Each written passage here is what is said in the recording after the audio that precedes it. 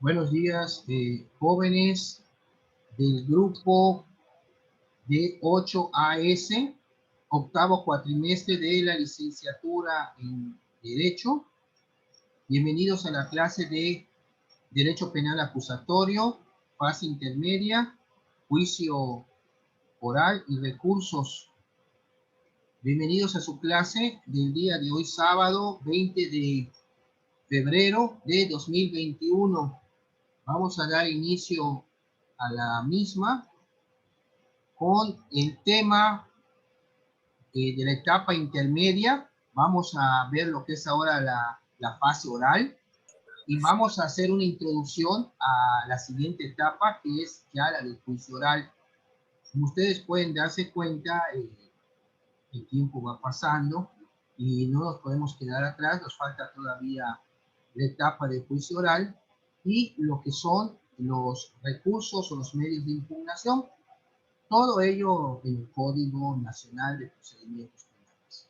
Bueno, pues iniciamos con la clase de hoy. Buenos días a todos. Kenia, Mariana y Ayuli. Buenos días, profe. Profesor. Buenos días.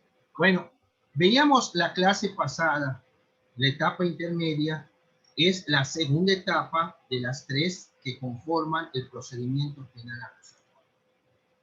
Veíamos que en esta etapa tiene dos fases, una escrita y una oral. ¿Alguno de ustedes me puede decir cómo inicia la fase escrita o cómo arranca esta etapa intermedia?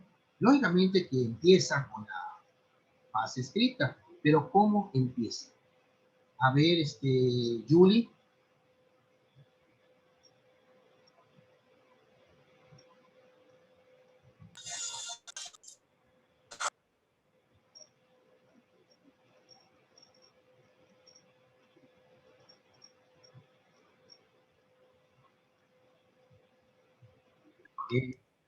Mariana, la misma pregunta, ¿cómo empieza la etapa intermedia?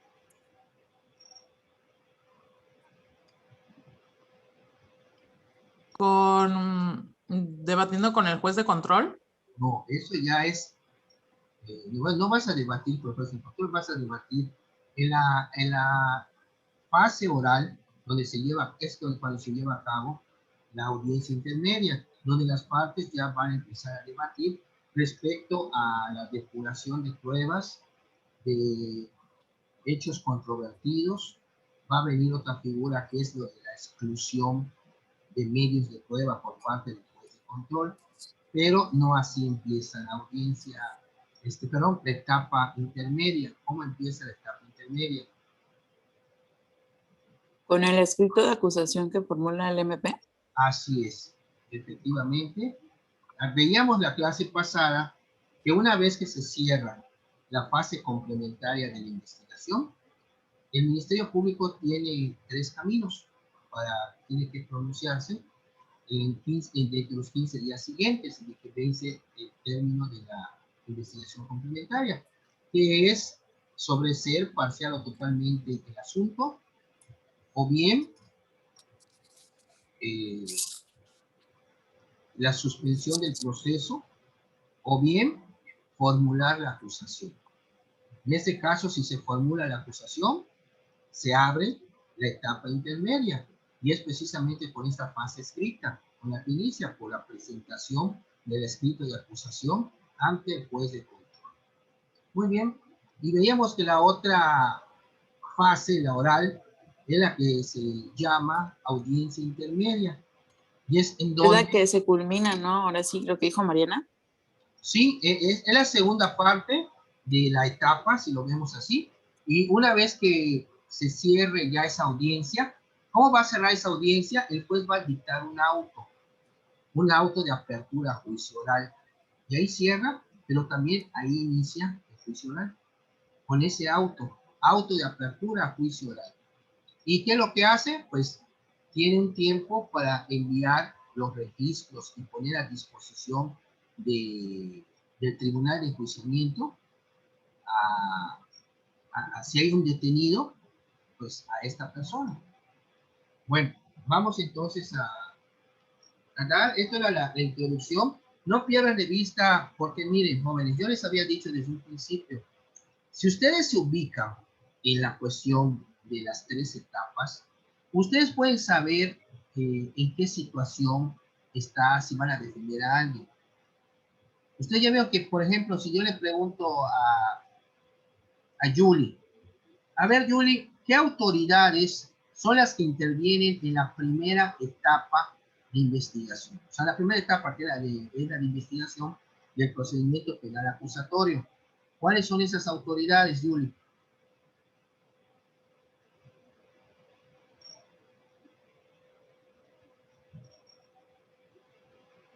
¿Está Julie por ahí?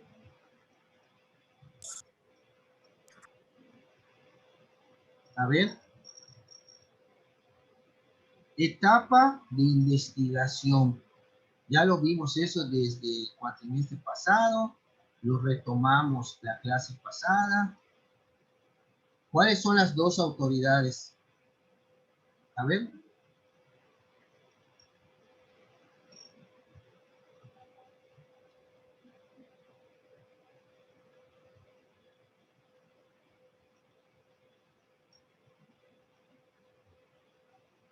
Omar, la misma pregunta.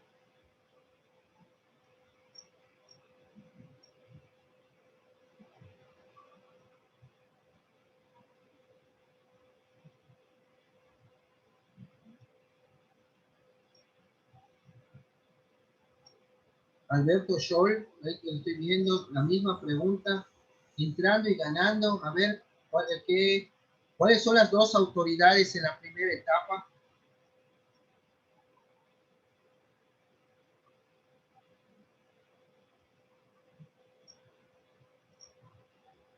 A ver, Kenia.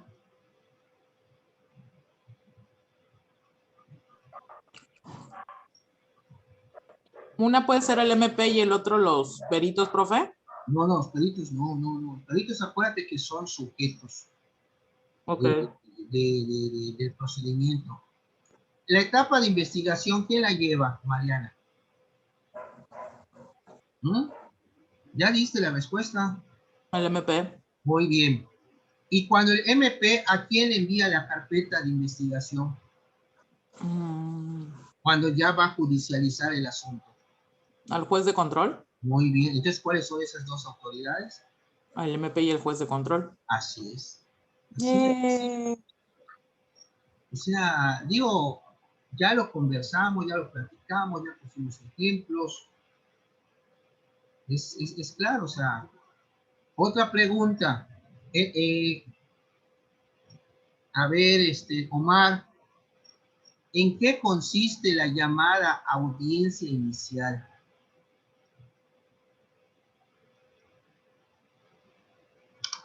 Es lógico, te voy a dar el tip, que se celebra en la primera etapa, la etapa llamada de investigación.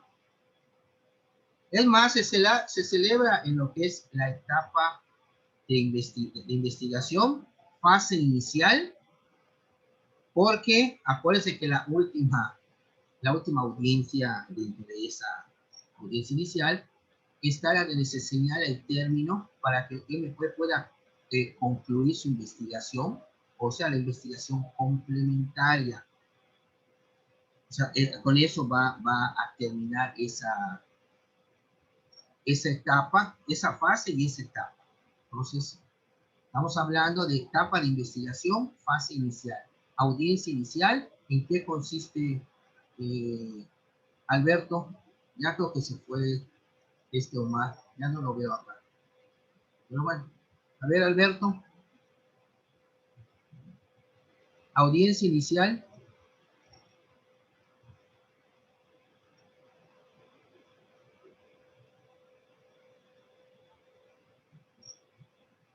Julie, audiencia inicial.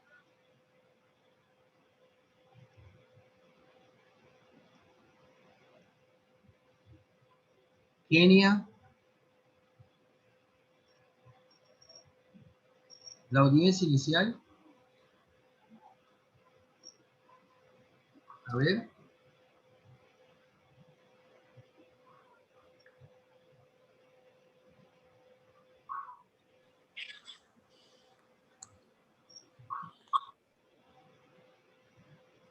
Jóvenes tienen que ponerse a leer un poco más.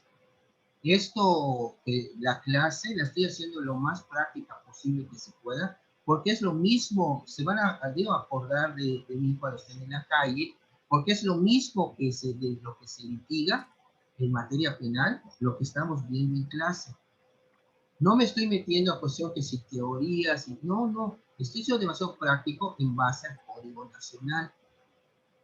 Por eso he puesto en plataforma de que vamos a darle seguimiento a los artículos del Código Nacional para que se puedan ustedes ya ir familiarizando. O sea, no vamos a abrir el código cuando ya ustedes no estén en la universidad, no.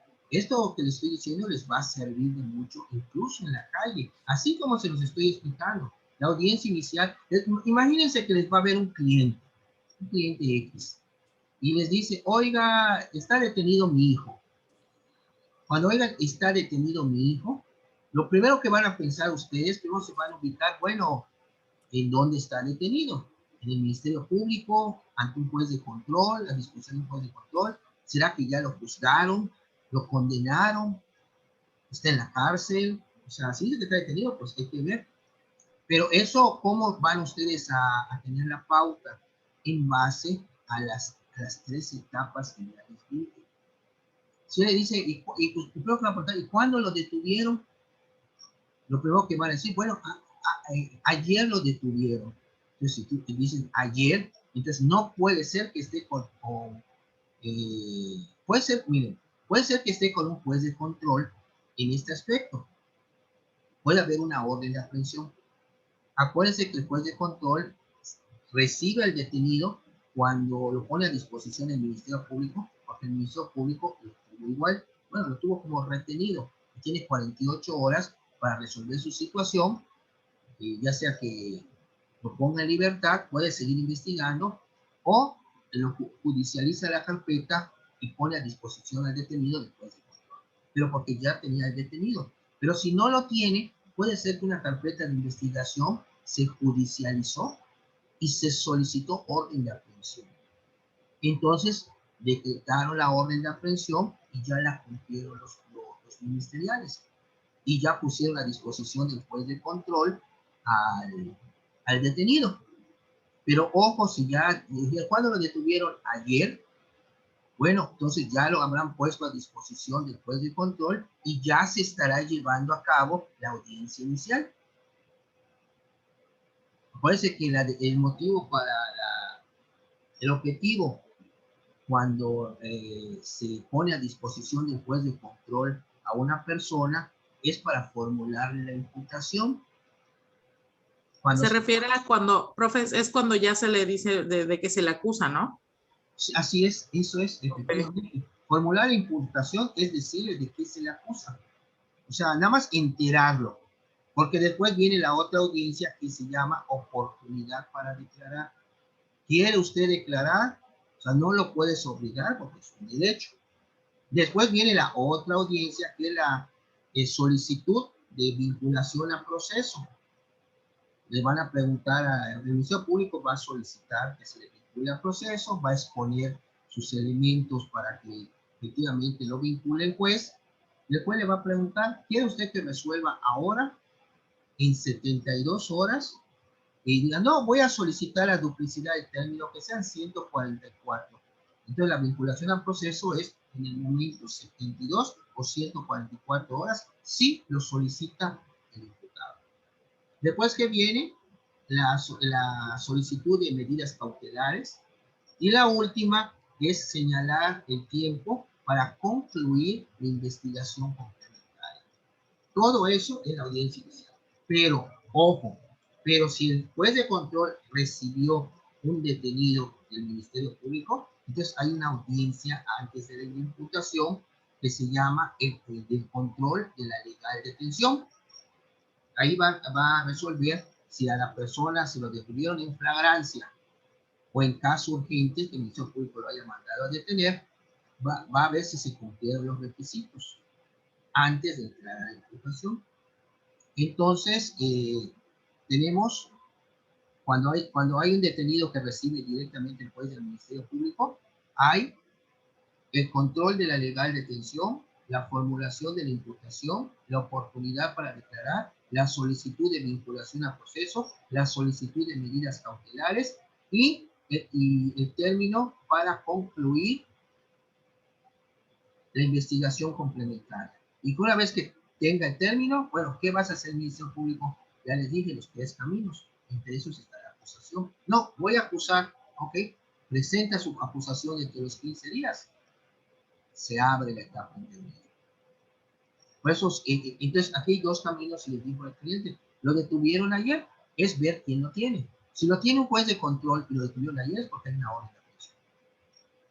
Pero si no, que está en el Ministerio Público, entonces puede ser que lo hayan detenido en flagrancia y apenas van a correr 48 horas para que el Ministerio Público pueda resolver su situación. Por eso ven que es importante ubicar, pues si no, pues vamos a verlo, a ver quién lo tiene, no es saber quién lo tiene, ya saben ustedes qué autoridades son en cada etapa. En la primera etapa, lo acaban de mencionar Mariana, el MP y el juez de control. En la audiencia intermedia, juez de control. Y en la tercera etapa, la del juicio oral, el tribunal de enjuiciamiento. Pero el tribunal va a estar conformado por jueces que no hayan visto para nada el asunto anteriormente. Esto es muy importante y eso les conseguí en su síntesis semanal, la introducción al juicio oral, de una manera, lo vamos a ver más detallada a partir de la próxima clase, el juicio oral, pero ya la introducción con algunos artículos que hablan de ello, está muy interesante porque encontré una explicación muy resumida y muy clara para que vayan ustedes ubicando una vez de que ya va a dar inicio el juicio oral, qué es cada cosa. Acuérdense que se va a llevar una audiencia de debate, donde pasan a declarar los testigos, los peritos, el acusado, porque el acusado acuérdense que llega a juicio oral como acusado, porque ya le formularon la imputación en etapa intermedia. Primero está como indiciado, si lo quieren ver ustedes así, en la etapa inicial, o sea, en la etapa de investigación. Una vez que le formulan la imputación, queda como imputado. Pero esa imputación va a durar hasta en tanto no se le acuse formalmente. Porque una vez que el Ministerio Público presente la acusación, va a cambiar su situación de imputado a acusado. Sí está procesado porque ya le dictaron el auto de vinculación al proceso.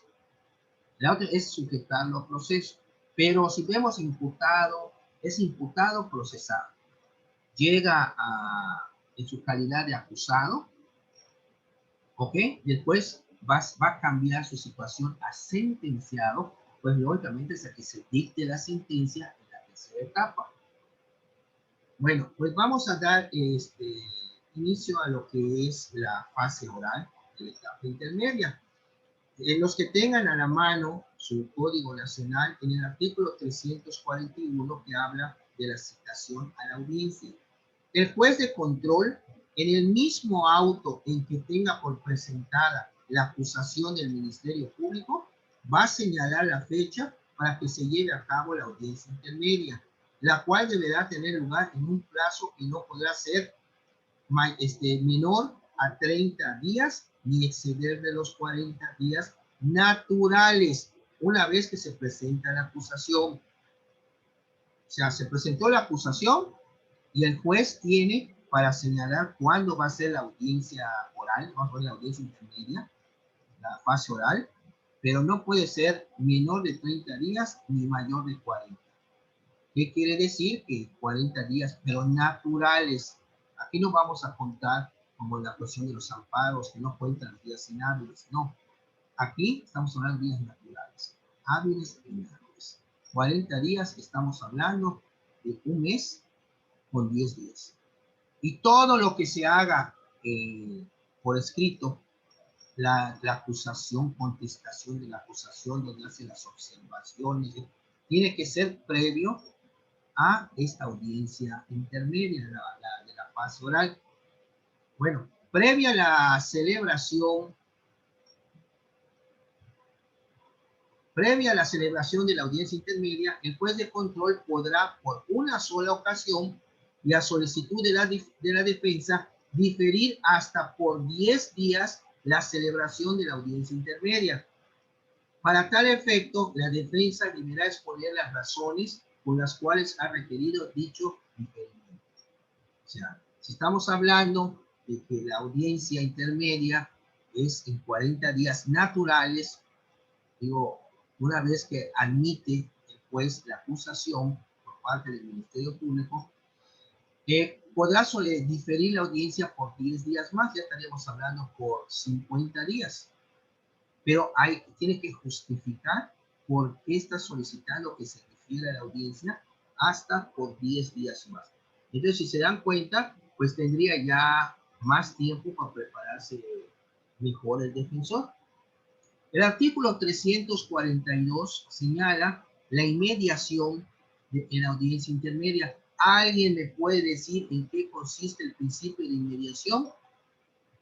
Que lo vimos desde el cuatrimestre pasado, que es uno de los principios que rigen el procedimiento penal acusatorio, inmediación. ¿Cuál fue la pregunta, profe? ¿En qué consiste el principio de inmediación? ¿En qué consiste? Inmediación viene de algo de inmediato también. ¿Quién tiene que estar presente? Inmediación, jóvenes. Vimos publicidad, concentración, continuidad, y vimos inmediación. ¿Quiénes? Preguntó que quiénes tienen que estar. No. ¿O cómo? El principio de inmediación. ¿Quién es la persona que tiene que estar en la audiencia? Por lógica, tiempo. ¿El juez de control? Así es. Entonces, ¿qué significa el principio de inmediación? Que todos los actos se tienen que realizar ante el juez de control o el ¿El MP? No. El MP es cuando se está realizando su investigación. No, pero ya iniciada la audiencia. O sea, la audiencia inicial. Una vez que se inicia la audiencia, ¿qué quiere decir? Que el asunto ya está en manos de un juez. Ok. ¿Cuándo vuelve a entrar el Ministerio Público? Nada más para completar su investigación complementaria. Y ya después presenta su acusación y adelante. Pero todo eso ya se sigue llevando ante los jueces. Juez de control y ya el juicio oral ante un juez, ante un tribunal de enjuiciamiento. El artículo 342 nos habla precisamente de este principio de mediación. La audiencia intermedia será conducida por el juez de control, quien la presidirá en su integridad y se desarrollará oralmente. Es indispensable la presencia permanente del juez de control, el Ministerio Público y el defensor durante la audiencia. El 342. La víctima o el ofendido o su asesor jurídico deberán concurrir, pero su inasistencia no suspende el acto, aunque si esta fue injustificada, se tendrá por desistir a la pretensión en el caso de que se hubiera constituido como coadyuvante del Ministerio Público. Bueno, ¿qué pasa si son varios los acusados? El artículo 343 nos habla de lo que es unir y separar las acusaciones cuando hay varias personas. Cuando el Ministerio Público formule diversas acusaciones que el juez de control considere conveniente someter a una misma audiencia del debate, y siempre que ello no perjudique el derecho de defensa, podrá unirlas y decretar la apertura de un solo juicio, si ellas están vinculadas por referirse a un mismo hecho, a un mismo acusado, o porque deben ser examinados los mismos medios. El juez de control podrá dictar autos de apertura del juicio separados para distintos hechos o diferentes acusados que están comprendidos en una misma acusación, cuando de ser conocida en una sola audiencia del debate, pudiera provocar graves dificultades en la organización o el desarrollo de la audiencia del debate o afectación del derecho de la defensa, y siempre que ello no implique el riesgo de provocar decisiones contradictorias. Esto es cuando hay coacusados. Coacusados, pues 2, 3, 4 sobre el mismo hecho. En la etapa intermedia se desarrolla un debate ante el juez de control, o sea, no vas a debatir con el juez, es entre las partes ante el juez de control. En este debate, el imputado y la víctima, en este caso sería el acusado y la víctima, o el Ministerio Público, en el caso que corresponda, a través de sus abogados o por ellos mismos, propondrán las pruebas que van a presentar en el juicio y el juez de control va a decir cuáles sí y cuáles no. Las que diga cuáles no es lo que se llama como exclusión de medios de prueba. Si ve que una prueba fue obtenida ilícitamente, ya lo vimos también cuando vimos lo de pruebas, medios de prueba y prueba, que una prueba, hay un principio que es de la licitud de la prueba, que toda prueba, o sea, a nivel constitucional lo dice, que haya sido obtenida de manera ilícita, es nula, no se le puede tomar en cuenta. Bueno, aquí en su síntesis está la etapa intermedia, fase escrita. Número 2, audiencia intermedia. Y número 3, auto de apertura, juicio oral. Así tenemos esto. La fase escrita con la acusación. La fase oral, la audiencia intermedia. Y 3, auto de apertura, juicio oral, con el que se cierra. Y a la vez inicia la etapa de juicio oral. Bueno, la etapa intermedia, el objetivo. En la fase escrita, ¿qué se pretende con la acusación? Además de acusar, está el ofrecimiento y la admisión de pruebas y depurar los hechos que sean controvertidos. En esta fase escrita, como ya vimos, es la presentación de la acusación. Ahí están los requisitos de la acusación y el Código Nacional. Y la citación en la audiencia intermedia. Acuérdense que en el auto, donde el juez de control dé por recibida la acusación, tiene que acordar la fecha para la celebración de la audiencia intermedia, que no podrá ser menor a 30 días ni mayor a 40 días naturales. Bueno, en la etapa intermedia, la víctima y el ofendido o ofendido se pueden constituir en acusador coadyuvante por escrito. Se pueden adherir a la acusación que formuló el Ministerio Público. Tiene que señalarse vicios materiales y formales, la prueba para completar la acusación si estuviera a cargo de la víctima. Hay que concretar pretensiones, qué se pretende, y cuáles van a ser las pruebas para el juicio oral, y cuantificar, o sea, hay que hacer un avalúo de el monto de los daños y perjuicios que se causaron a la víctima o al ofendido. Y le son aplicables las formalidades de la acusación. Bueno, esto es en cuanto a la víctima o al ofendido. Y en cuanto al imputado, o bien a su defensor, antes de la audiencia por escrito o de forma oral, al inicio de la misma, hay que hacer las observaciones cuando contestan el escrito de la acusación de las irregularidades que vean. Y hay que corregirlas. Deducir las siguientes cuestiones. Si hay alguna incompetencia, en caso que fuese incompetente, si hay algún caso de litispendencia, si hay algún asunto de cosa juzgada, que este asunto ya haya sido materia de un juicio anterior, y falta de requisitos de procedibilidad en caso de que se trate de una querella y la persona que está autorizada para presentarla no lo haya hecho. El artículo 344 del Código Nacional de Procedimientos Penales señala que el desarrollo de la audiencia, cómo se va a llevar a cabo. Al inicio de la audiencia, el Ministerio Público realizará una exposición resumida de su acusación, seguida de las exposiciones de la víctima o ofendido y el acusado por sí o por conducto de su defensor. Acto seguido, las partes podrán deducir cualquier incidencia que considere relevante presentar. Asimismo, la defensa promoverá las excepciones que procedan conforme a lo que se establece en el Código Nacional. O sea, el primero que va a entrar a exponer su acusación, pues es el Ministerio Público.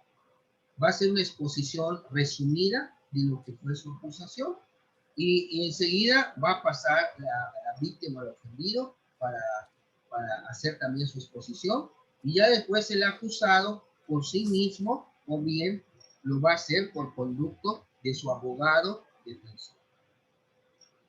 Bueno, desahogado los puntos anteriores y posteriores al establecimiento, en su caso, que hubieran acuerdos probatorios, más adelante vamos a ver qué son esos acuerdos probatorios. Ojo, no confundir, ya habíamos visto en el cuatrimestre anterior lo que son los acuerdos reparatorios, que se refieren a la reparación del daño. Aquí son acuerdos probatorios, referente a las pruebas.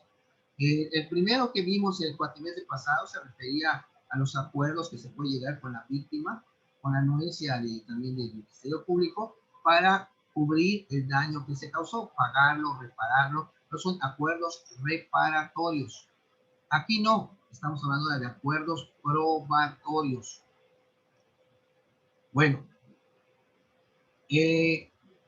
desahogado los puntos anteriores y posteriores al establecimiento, en su caso, de acuerdos probatorios, el juez se va a cerciorar de que se ha cumplido con lo que vimos la clase pasada, que es el descubrimiento probatorio, que ya las partes mostraron sus pruebas, sus medios de prueba. El Ministerio Público ya sabe qué va a presentar el defensor, y el defensor ya sabe qué va a presentar el Ministerio Público como medios de prueba. Bueno, y en caso de controversia, de que hubiera alguna prueba, que hubiera una controversia respecto al descubrimiento probatorio, va a abrir un debate entre las partes, el juez de control, y va a resolver lo procedente, lo que conforme a derecho proceda. Si es el caso que el Ministerio Público o la víctima o el ofendido ocultaron una prueba, son medios de prueba favorable a la defensa, el juez, en el caso del Ministerio Público, procederá a dar vista a su superior para los efectos conducentes. De igual forma, impondrá una corrección disciplinaria, si fuera el caso, para la víctima o el ofendido. Los acuerdos probatorios están visibles en el artículo 345 del Código Nacional, que dice: los acuerdos probatorios son aquellos celebrados entre el Ministerio Público y el acusado, sin oposición fundada de la víctima o el ofendido, para aceptar como probados alguno o alguno de los hechos o sus circunstancias. Por ejemplo, si ya están ofreciendo prueba por acta de nacimiento para acreditar el nacimiento de tal fecha, y en los hechos ya está acreditado y probado que fulanito de tal nació en tal fecha y tal, digo, puede llegar a un acuerdo respecto a ese hecho, que no hay necesidad ya de estar acreditando, probando la fecha de nacimiento, porque ya es un hecho probado, tanto en el Ministerio Público como por parte del acusado. Entonces, pues ahí empieza un acuerdo probatorio de que con relación a este hecho ya está probado. El juez de control autorizará el acuerdo probatorio siempre que lo considere justificado por existir antecedentes de la investigación con los que se acredite el hecho. O sea, tiene que revisar en la carpeta administrativa que efectivamente lo que ellos están diciendo en el acuerdo probatorio ya está acreditado en la carpeta. Es ser redundante en una prueba cuando ya el hecho ya está acreditado. O sea, sería ocioso estar exhibiendo pruebas sobre los hechos que ya están más que claros. Bueno, la figura que les mencionaba anteriormente, que es el juez va a decir cuáles medios de prueba sí y cuáles medios de prueba no, se llama exclusión de medios de prueba para la audiencia del debate. La audiencia del debate es la audiencia oral del juicio. O sea, en el juicio oral va a haber una audiencia que se llama audiencia de debate. Es oral. Nosotros juicios ustedes audiencia de debate. Ya están hablando del juicio oral. Una vez examinados los medios de prueba ofrecidos y de haber escuchado a las partes, el juez de control ordenará fundadamente que se excluyan de ser rendidos en la audiencia de juicio aquellos medios de prueba que no se refieran directa o indirectamente al objeto de la investigación y sean útiles para el esclarecimiento de los hechos, así como aquellos en los que se actualice alguno de los siguientes supuestos. Primero, cuando el medio de prueba se ofrezca para generar efectos dilatorios, o sea, lo que llaman chicanear el asunto, o sea, alargarlo, en virtud de ser sobreabundante por referirse a diversos medios de prueba del mismo tipo testimonial o documental que acrediten lo mismo que ya está superado en reiteradas ocasiones. B, que sean impertinentes, o sea, los medios de prueba, por no referirse a los hechos controvertidos. Inciso C, que sean innecesarios por referirse a hechos públicos, notorios o incontrovertidos. Número 2, por haberse obtenido con violación de derechos fundamentales. Número 3, por haber sido declaradas nulas. O 4, por ser aquellas que contravengan las disposiciones señaladas en este código para su respectivo desarrollo. En el caso de que el juez estime que el medio de prueba sea sobreabundante, dispondrá que la parte que la ofrezca reduzca el número de testigos o de documentos, cuando mediante ellos desea acreditar los mismos hechos o circunstancias con la materia que se someterá a juicio. Y asimismo en los casos de delitos contra la libertad y seguridad sexuales y el normal desarrollo psicosexual, el juez excluirá la prueba que pretenda rendirse sobre la conducta sexual anterior o posterior de la víctima, para decir, no, pues esta persona, pues la han visto andar con muchos hombres y eso no va a excluir la prueba si quieren hablar sobre vamos a decir, cómo era la persona en aspecto de estos de los delitos sexuales antes y posteriormente. El juez excluirá la prueba que pretenda rendirse sobre la conducta sexual anterior o posterior de la víctima. Bueno, ¿cómo no? Si ella antes se vestía muy escandalosamente, usaba una minifalda muy cortita, iba a la central de abastos, ahí está. Entonces, como para querer dejar como que es como si fuera culpa de ella lo que le haya pasado. Y no es así el caso, no es así el caso. Entonces, pero sí está prohibido porque de entrada, si vas a ofrecer algo para demostrar que la persona es así, te la van a rechazar, o sea, la van a excluir, ese medio de prueba. Y esto porque así lo señala el Código Nacional. La decisión del juez de control de exclusión de medios de prueba es apelable.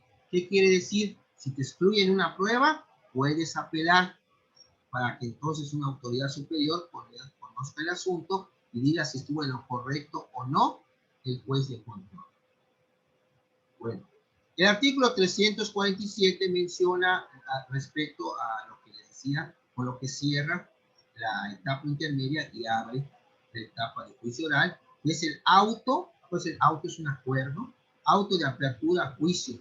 Antes de finalizar la audiencia, el juez de control dictará el auto de apertura de juicio que debe de indicar, número 1, el tribunal de enjuiciamiento competente para celebrar la audiencia de juicio. O sea, ¿qué tribunal va a conocer? Número 2, la individualización de los acusados, todas sus generales, nombres, domicilios de los acusados. Número 3, las acusaciones que deberán ser objeto del juicio y las correcciones formales que se hubieran realizado en ellas, así como los hechos materia de la acusación. Ya se va a acabar el tiempo, jóvenes. Regresamos en un minuto para continuar con nuestra clase. Estamos viendo el auto de apertura a juicio oral. Un minuto y nos reconectamos para seguir con nuestra clase. Gracias. Ok, profe.